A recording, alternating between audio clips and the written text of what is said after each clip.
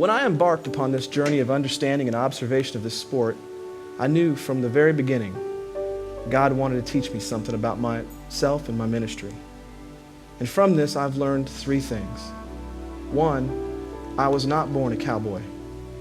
And two, just because I was not born a cowboy, it doesn't mean I don't ride bulls. And number three, everyone falls. Everyone falls. And it would be from my own 4-month journey and understanding that I'd begin to write about my own 8 seconds on a bull named Grace. On average, the riders weigh around 140 pounds, stand 5 feet 6 inches tall, and are often barely old enough to even order a beer legally.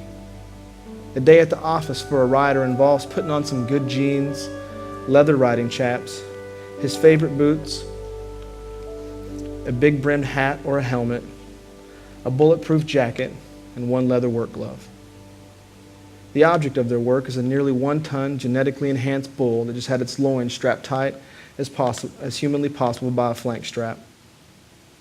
When the two meet for the first time, it's inside the confines of a steel chute that barely accommodates either one of them. So tight is the fit at times in these chutes that 4x4 planks are used to wedge just enough space for the rider to get his legs over the bull's massive girth.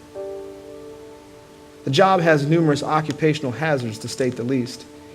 Even at this early juncture, it's not uncommon for riders to have their legs painfully pinched and even snapped against the steel bars by the flexing, bucking bull.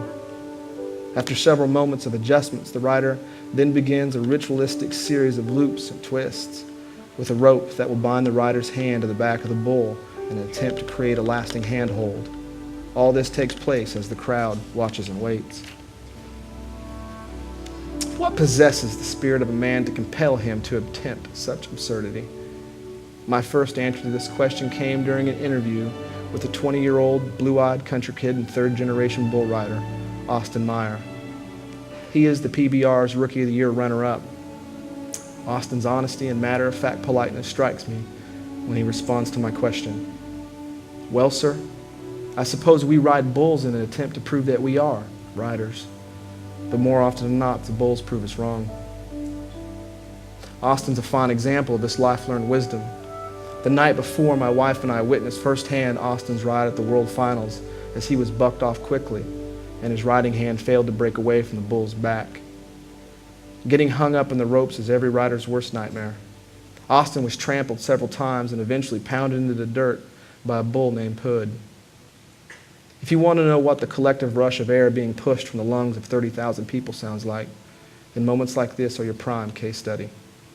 We all watched helplessly as Austin's body was thrown around like a rag in the wind. We could do nothing but watch, hope, and pray as his limp body finally came to a rest in the dirt after several moments of terror.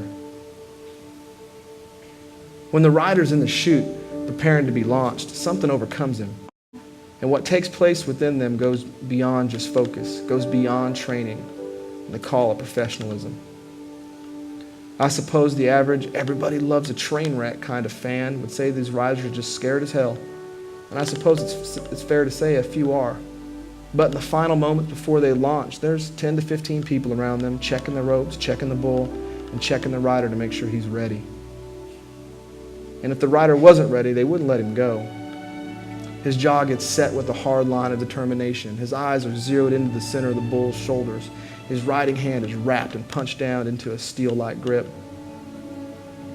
And as in the moment and aware these riders appear to be, I think they've mentally fast-forwarded themselves past the opening of the chute, beyond the first explosion of hooves and horns, and to a place where only real riders can go.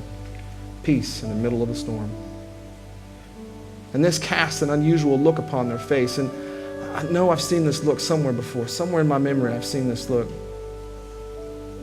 All the while it appears to be absolute chaos in that chute. The bull is kicking, braying, and pushing against the chute, waiting to unleash its wrath. And all of this takes place as the crowd watches and waits. I know where I've seen that look before. As a boy growing up in Kansas, I can remember rushing outside on certain steamy evenings to face a western sky with black clouds that were heavy with hail. I could feel the storm coming. In between the locust songs and the mama sparrow calling her baby birds home, the barely audible thunder of the pending storm made its way to my ears. And I liked it. If you've ever seen a maturing tornado sky, then you know the unusual glow it casts on people's faces and how it affects everyone watching it. Their eyes are drawn to the overhead wonder, the possibility of danger, and the absolute awe of the nature that was about to be unleashed. I think that's the look I witnessed on these young riders' faces. Though I may not be a cowboy, I have to admit that I've ridden my fair share of bulls. Sure, my bulls didn't have cool names like this year's Rankest bulls, Red Jacket, Fender Bender, Palace Station Deuces, Detour, Beau's Excuse, and the unridden monster bull named Dr. Proctor. No, my bulls had more common names like depression, anger, jealousy, pain, lust, and self-pity. I'd like to say that for the last 12 years of my salvation, the only bulls I've ridden are the ones that could guarantee me victories.